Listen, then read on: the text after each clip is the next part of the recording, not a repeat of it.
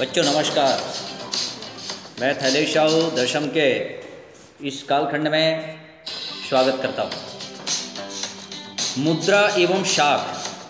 प्यारे भैया बहन, हम इस विषय पर चर्चा कर रहे थे अर्थशास्त्र के।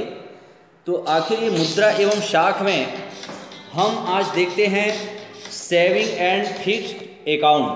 आखिर ये क्या है, आइए हम जानने का प्रयास करें।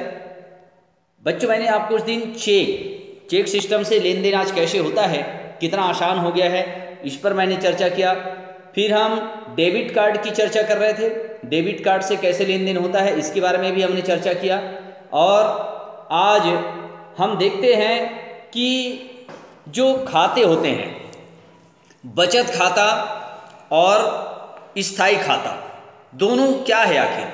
तो प्यारे बच्चों, जो बचत खाता या चालू खाता होता है, इसमें क्या होता है, इसमें यह होता है कि हम अपने जितनी सैलरी होती है उसके कुछ पैसे बैंक में छोड़ देते हैं और बाद में ज़रूरत पड़ने पर उसको हम कभी भी निकाल सकते हैं, मतलब उसका डेट फिक्स नहीं है।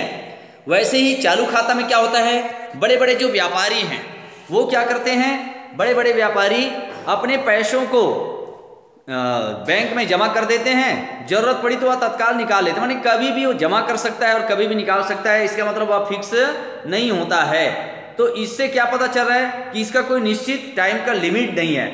परंतु भैया बहनों, जो स्थायी जमा खाता होता है उसमें क्या होता है, तो इसमें हम देखते हैं कि वह कुछ निर्धारित समय के लिए, कुछ निश्चित समय के लिए पैसे बैंक में रख दिए जाते हैं। जैसे 5 साल के लिए, 10 साल के लिए, 8 साल के लिए, मतलब वो क्या होता है, वो फिक्स है। और फिक्स है मतलब सरकार, बैंक को भी ये पता है कि जिसने पैसा रखा है वह 8 साल के लिए रखा है और 8 साल के पहले वह पैसे नहीं निकाल सकता। तो बच्चों, ऐसी स्थिति में क्या होता है, ऐसी स्थिति में ये होता है कि बैंक उसको ज्यादा ब्याज देती है। क्यों? क्योंकि उसे मालूम है कि इसने निर्धारित समय के लिए रखा है और इसलिए उस पर ब्याज दर ज्यादा होता है। जबकि जो बचत खाते हैं या चालू खाते हैं उसमें ब्याज दर कम होता है। बैंक अपने ग्राहकों को स्थायी जमा राशियों पर अधिक ब्याज इसीलिए देती है। यहां पर एक उदाहरण देने का प्रयास किया गया। भैया बहनों देखिएगा, रेजीना के पास बैंक बचत खाते में कितने हजार बता रहे हैं, इकाई, दाई, सैकड़ा, हजार, 20,000 रुपए है। और स्थायी जमा एफडी उसके पास कितना है, 1 लाख रुपए है। उसे खरीदी पर दुकानदार को चेक द्वारा 40,000 रुपए देना है।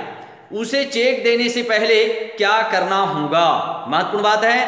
तो बच्चों, उसको 20,000 रुपए उसके पास बचत खाते में है, वो तो निकल जाएगा। मगर 1 लाख रुपए क्या है, वो एफडी है, फिक्स डिपॉजिट है। तो अगर उसको 40,000 रुपए किसको देना है, दुकानदार को, तो सबसे पहले उसे अपना फिक्स डिपॉजिट को तुड़वाना होगा। तब वह वहां से 20,000 निकालेगा और अपने बचत खाता का 20,000 मिलाकर वह 40,000 रुपए का चेक बना सकता है। ठीक है, कहने का मतलब क्या हो रहा है बच्चों, यहां से यह ध्यान में आ रहा है कि फिक्स है तो पहले फिक्स को तुड़वाना पड़ेगा। इस प्रकार से व्यवस्था बनाई गई है। इसके साथ साथ हम देखते हैं कि नगद लेन देन की अपेक्षा आजकल नगद रहित भुगतान ज्यादा देखने को मिलता है। तो इसमें क्या होता है, ये सभी व्यवहार नगद रुपयों के खर्च किए बिना संभव हो जाते हैं, इसलिए इन्हें नगद राशि भुगतान कहते हैं।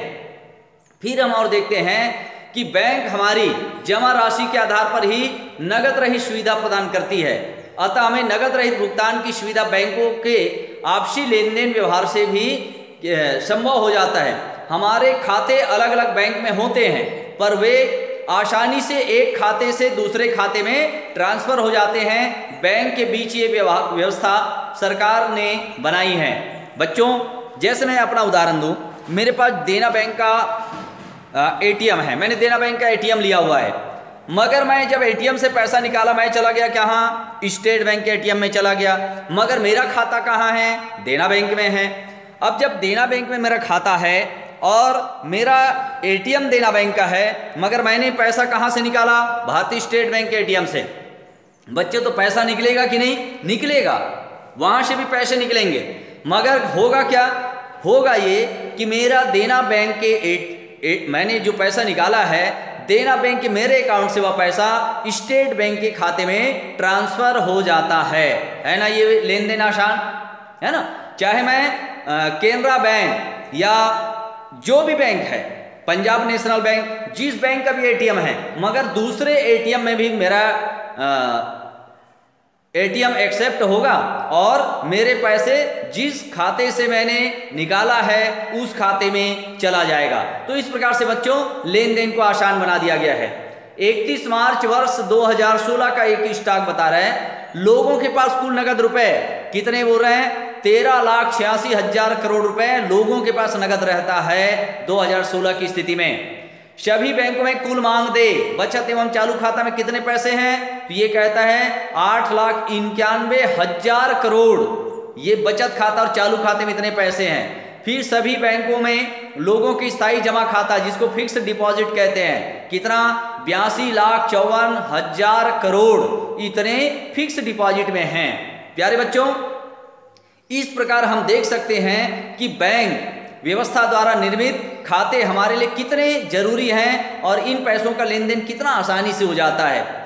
जब हम बचत खाता या चालू खाता में पैसे रखते हैं तो हम उसे कभी भी निकाल सकते हैं, मगर फिक्स डिपॉजिट कुछ निर्धारित समय के लिए फिक्स रहता है, इसलिए उस पर बैंक द्वारा अधिक ब्याज दिया जाता है और यह लेन देन सभी को स्वीकार्य है।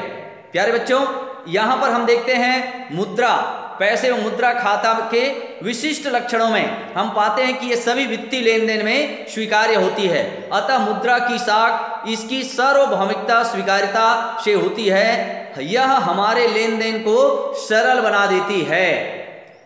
आज हम किसी भी बैंक से लेन देन कर सकते हैं और यह कार्य बहुत ही आसान हो गया है। प्यारे बच्चों, बैंक होने से आज हमारे पैसे सुरक्षित रहते हैं। अगर वही पैसे हम नगद अपने पास रखते हैं तो कहीं ना कहीं रिस्क है और कहीं ना कहीं हमारे पैसे चोरी होने का एक डर या भय बना रहता है। तो इस तरीके से हमने देखा मुद्रा जो होता है, मुद्रा वर्तमान और भविष्य के संभावित भुगतान का आधार होता है। जैसे हम किसी व्यक्ति से 10,000 रुपए 2 वर्ष बाद लौटाने की शर्त पर उधार लिए हैं, तो 2 वर्ष बाद हम मूलधन 10,000 रुपए तो लौटाएंगे, पर क्या वो 10,000 ही ले लेगा क्या? नहीं, उसमें वो क्या लेता है, बोले नहीं इसमें आपको ब्याज देना पड़ेगा। फिर उसमें 5% या 8% का ब्याज निश्चित किया जाता है। प्यारे बच्चों, इस प्रकार से हमने उनको पैसा दिया, उनका काम भी निकल गया, पर जब पैसा लौटाता है तो ब्याज सहित लौटाता है और हमें भी उसका फायदा मिलता है। इससे दोनों का काम आसान हुआ, उसको समय पर पैसा मिल गया और मुझे अतिरिक्त ब्याज मिला, जिससे मेरा भी काम आसान हो गया।